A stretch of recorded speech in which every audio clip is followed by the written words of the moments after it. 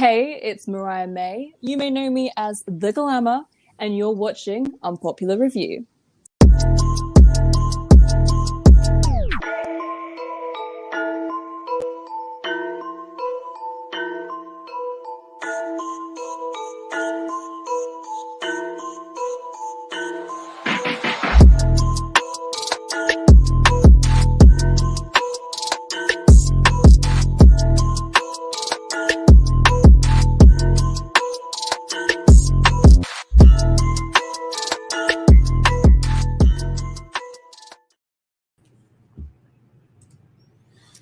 All right, ladies and gentlemen, welcome to another edition of Unpopular Review, Wrestling Edition, Rapid Fire Edition. When I say rapid, I mean 20, 25 minutes tops of this edition for Raw and Smackdown because your boy got a plane to catch at 11:30. So, that being said, let's get right down into it. This week's Raw. Actually, hold on, I'm joined by the bad guy Drake, the bad guy Jack. I said Drake, the Great Grand Slam Pooba.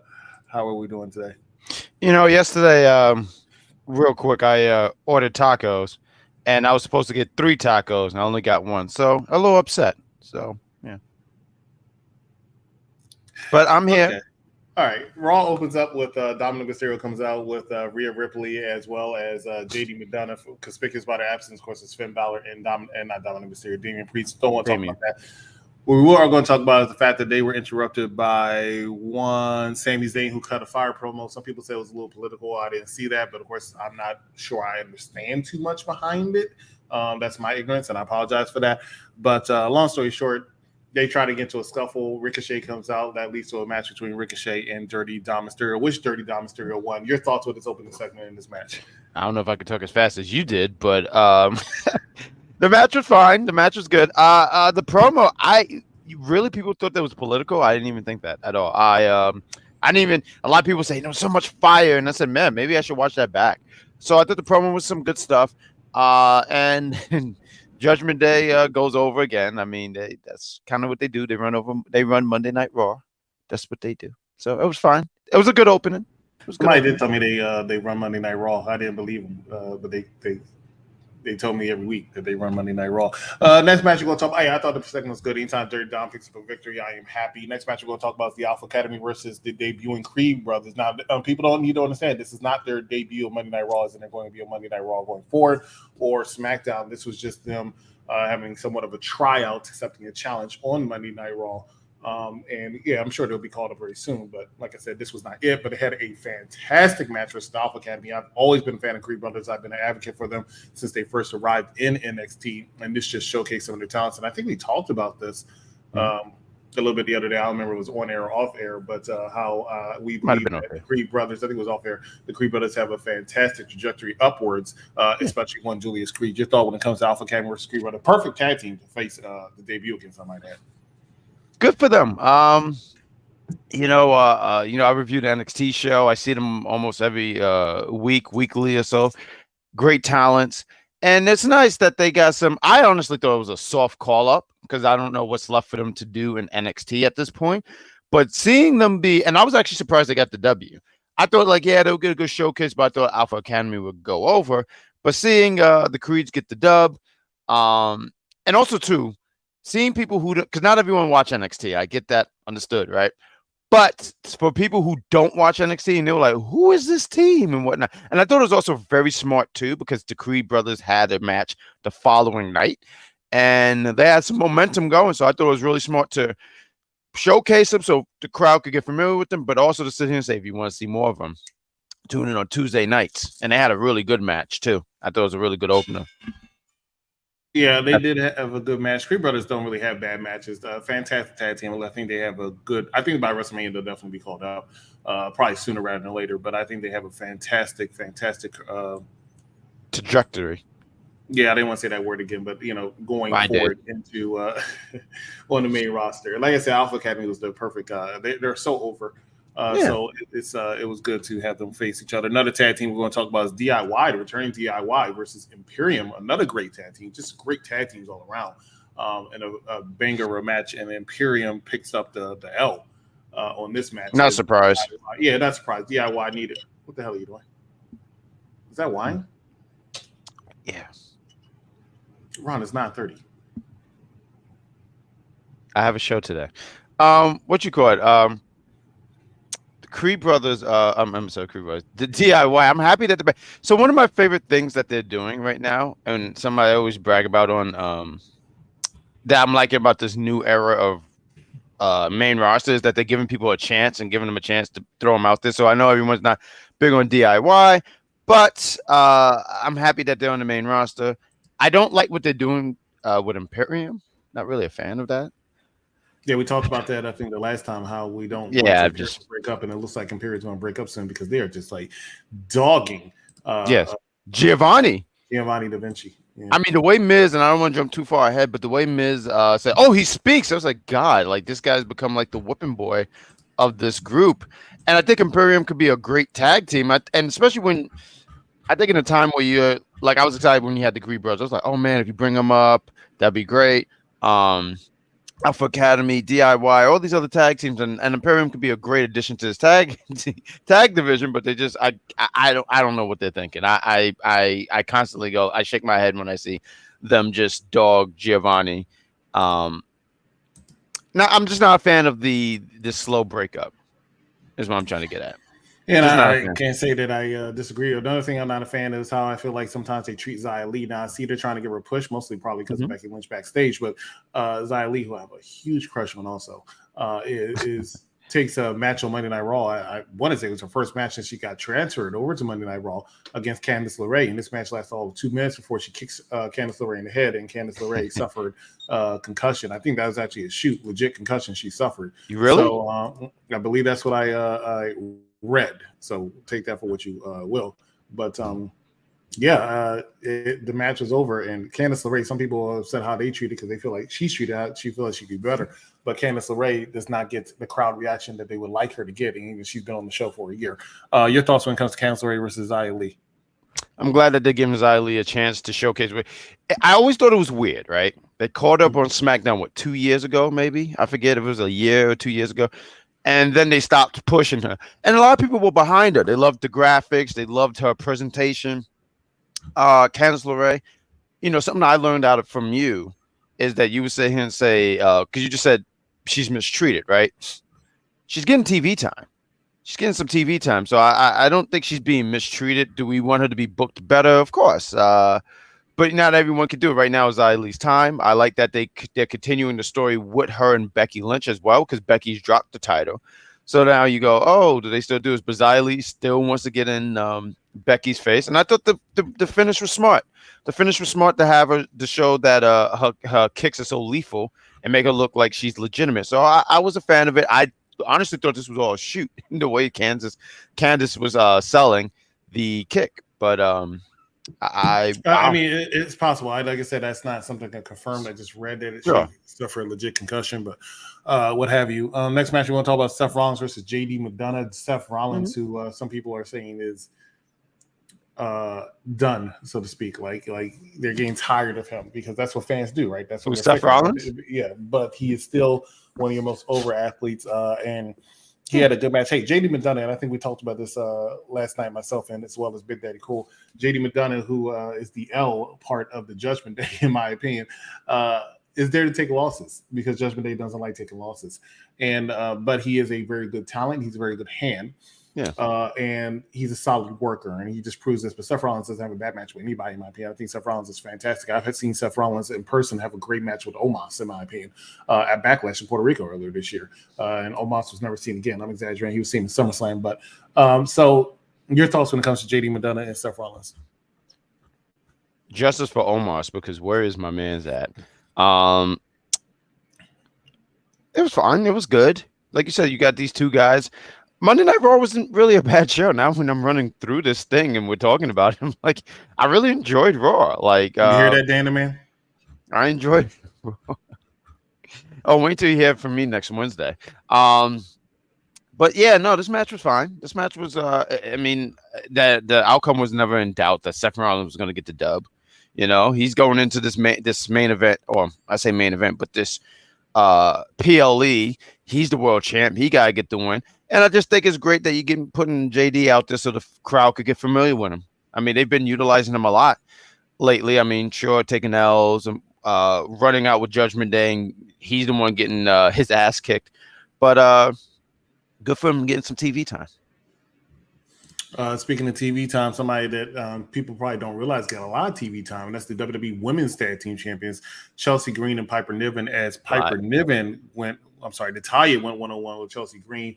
Fun spot where Nikki Cross came out and looked stoic for about 10 minutes out of a table. So that was a little weird, but I guess they're trying to find something for Nikki Cross to do.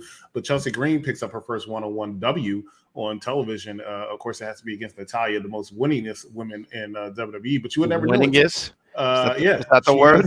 She has the Guinness Book World Record for most winning female on in WWE history.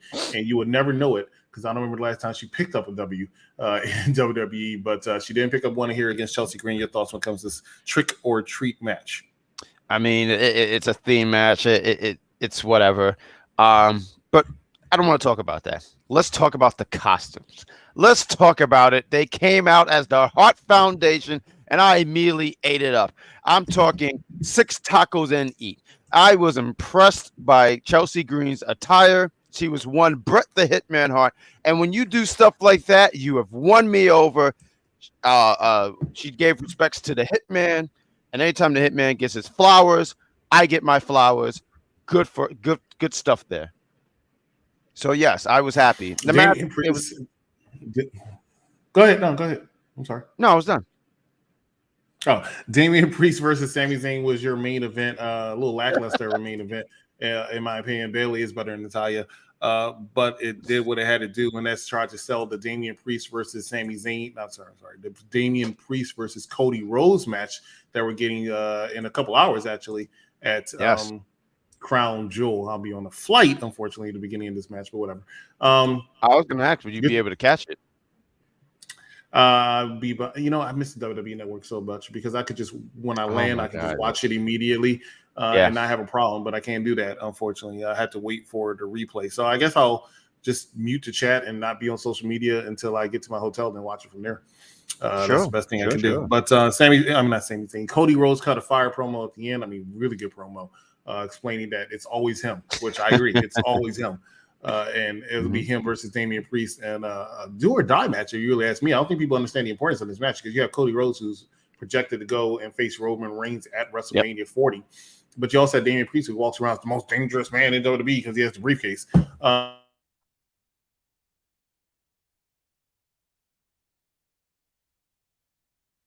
Did he freeze or did I freeze? I think he froze. Anyway, let me pick up here for Monday Night Raw. He was just talking about that the main event, you have one Sami Zayn going against Damian Priest. We get that finish, that very, very crappy finish. And he's really frozen. That's wow. It was. I could tell. Okay. Am I back? Yeah, back. I was confused for a minute, but carry on. No, it was me. I was talking and then I saw it actually shows you sometimes the internet connection. Like my internet is doing bad.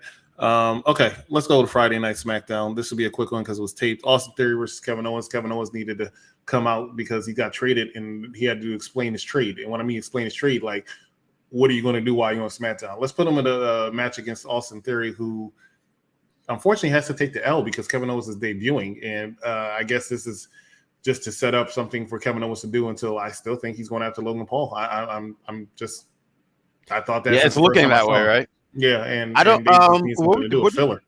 What did you guys predict yesterday? I'm sorry. Between Logan Paul and Rey Mysterio, because I thought that was the hardest match to actually kind of to predict. Logan Paul with the victory, but I did mention and shout out to you that you said we talked about you and I offline. Where would you rather have the United States Championship off of SmackDown each and every week, like you have the WWE Undisputed Universal Championship off of SmackDown each week? Like you want to have shows without any singles champion? That's the question, and that's the only reason how come I'm not 100% sure Logan Paul is going to win. Same. But I am still going with Logan Paul for the victory, and also because of SmackDown last night, and we'll talk about. I'll skip ahead. Logan Paul was the losing part of the segment of the weigh-in, so to speak, with him and Rey Mysterio. As Rey Mysterio hit him over the head with a microphone, as well as slapped him. And WWE's booking, not always, nothing's ever all, but for years has been, whoever gets to come up on the go-home show is usually the person who takes the L at the pay-per-view. But like I said, I still believe that Logan Paul is going to come out the victor. I think the storyline works better with him coming out the victor, but we will definitely see. But Austin Theory was the one that took the L to Kevin Owens. It's going to be Grayson Waller. But like I said, this is just something for Kevin Owens to do and to keep Austin Theory and Grayson Waller on TV until they go down that road. And that's just my speculation. We'll see if I'm actually right on that. But yeah, that was it. The next thing we're going to talk about is Charlotte Flair and Shotzi Blackheart. Charlotte Flair being the surprise partner. And really, I should have known. I mean, with Ryan was a wall. I think I just forgot all about Charlotte Flair, who's taken the biggest backseat of her career. But she looks okay. I mean, she's a great actress. Some smart marks might say, "Oh, they're punishing her because Ric Flair went to AEW." Relax, that's not true. No, that's stupid.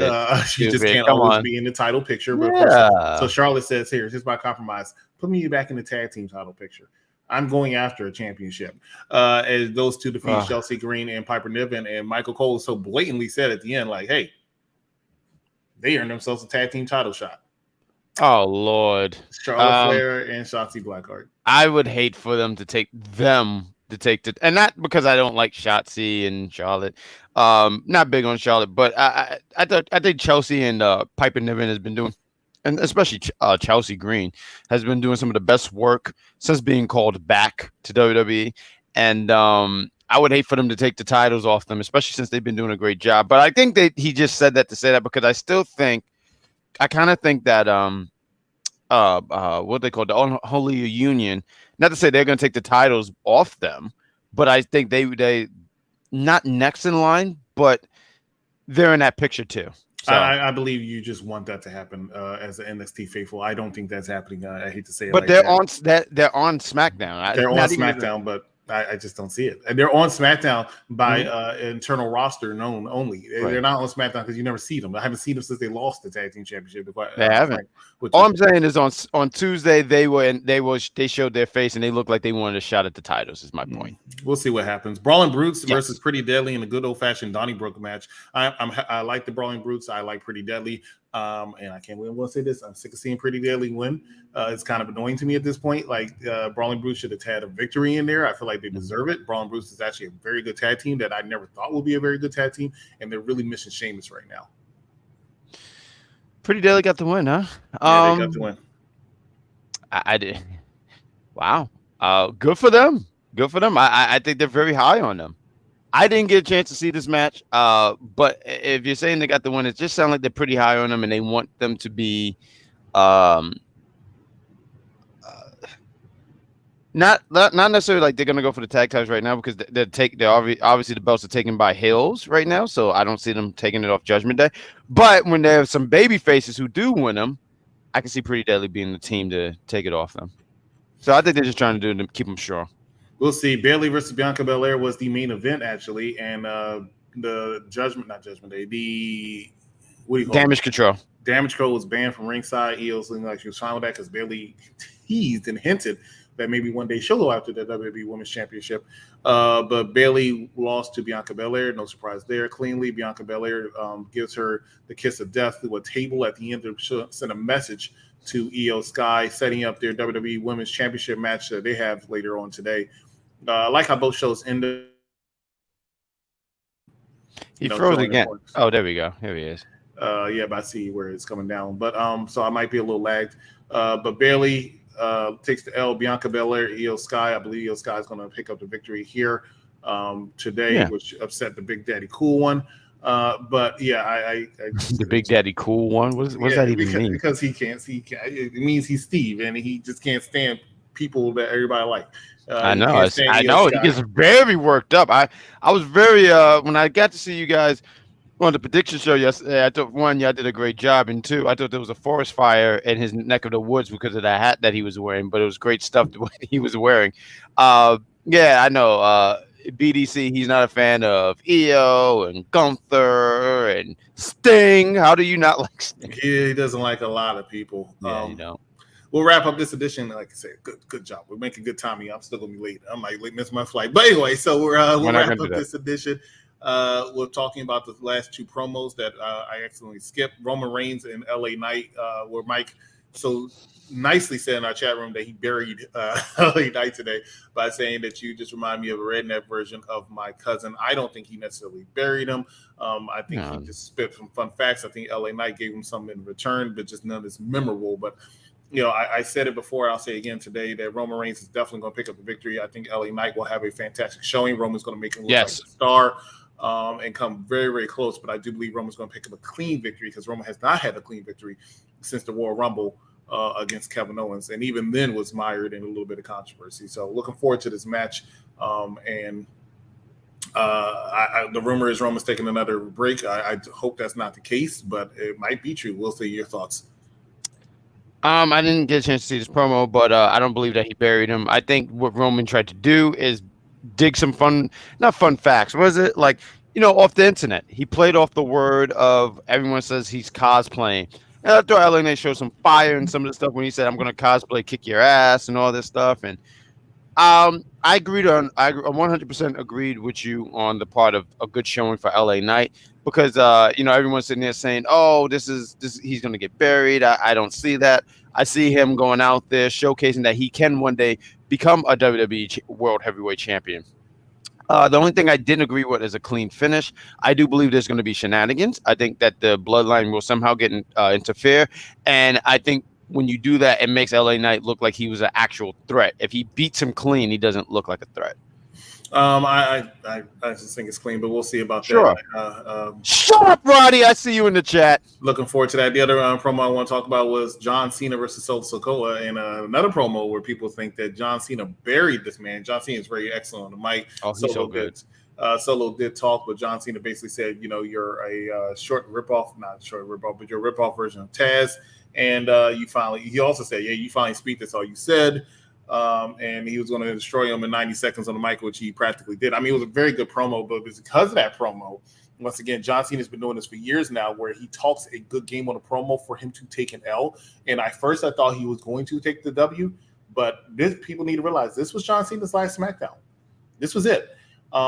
This is his last appearance in WWE for a good minute. When I say good minute, it could be a couple months, but it's a good minute. And back to Mania. I felt like he was going to win. But I think the better story is going to be if he takes the L to Solo to make Solo look even stronger, which they like doing. And then he comes back for some kind of redemption because he talked all that crap and he lost yet again because he's always going to be John Cena. W or loss, he's always going to be John Cena. He's always going to be that credible threat. I picked John Cena to pick up the victory. We're going to find out if that happens. Your thoughts when it comes to this real quick in the next 60 seconds. John Cena is just really good when he gets a mic, even with a raspy voice. So I got. I mean, I got Cena going over my as well. B-Fab did ask to talk to Bobby Lashley. Bobby Lashley agrees. So we'll see if B-Fab join Bobby Lashley's faction. People just say, well, why not Bianca Belair? They probably toyed with it. I don't know. I'm just speculating. They probably toyed with it and came up with the idea that, hey, we don't want Bianca Belair turning heel yet. All right. That's just not something they want to do. So that was probably the best plan because there's nothing else for B-Fab to do. So why don't we just throw her in there? She's decent enough to talk. So why don't we just throw her in that faction? I think most factions nowadays should have at least a woman in there. So sure, we'll see it. That's it for us because I have an hour and a half to go and get gas and go pick up my friends and take me to the airport. And y'all pray that I make this airplane all the time. Thank you so much for watching this big, cool, great Grand Slam Pooba. Thank you so much for joining me today for the show. Remind me to talk to Vic. We will see you right here next time on the Popular Review. Good night, everybody. Well, it's the